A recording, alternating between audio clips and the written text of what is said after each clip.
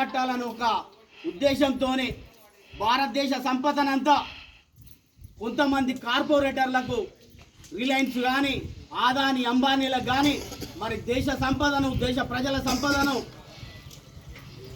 అంతా వాళ్ళ కంటగట్టుకుంటూ మరి పేదోళ్ళని ఇంకా పేదగా ఉంచే విధంగా మరి పేదోళ్లకు హక్కులు కల్పిస్తూ మరి పేద వర్గాన్ని కాపాడుతున్నటువంటి భారత రాజ్యాంగాన్ని కూడా ఈరోజు పక్కన పెట్టి మరి నియంతలాగా పాలించాలనే ఒక ధోరణితోని మరి నరేంద్ర మోడీ గారు చూస్తూ ఉన్నారు.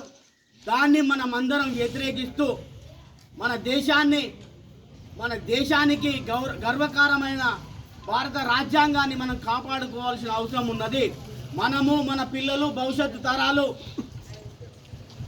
అన్ని రంగాలలో మనం ఉండాలంటే భారత రాజ్యాంగాన్ని కాపాడుకోవాల్సిన బాధ్యత మన మీద ఉన్నది.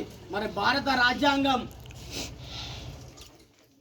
మనుగడ సాగాలంటే మనం అందరం భారత రాజ్యాంగానికి గౌరవించి భారత రాజ్యాంగానికి కట్టుబడి మరి మోడీ చేస్తున్నటువంటి నిరంకుశ నియంత హిట్లర్ పోకడలను మరి ప్రశ్నించి తిప్పికొట్టాల్సిన అవసరం ఎంతైనా ఉన్నది.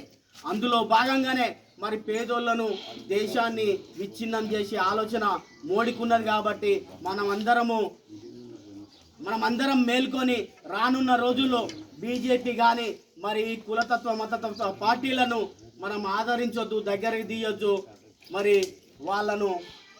వాళ్ళకు ఓట్లేయాల్సిన అవసరం లేదని చెప్పేసి ఈ సందర్భంగా తెలియజేస్తూ, మన భారత రాజ్యాంగం లేకపోతే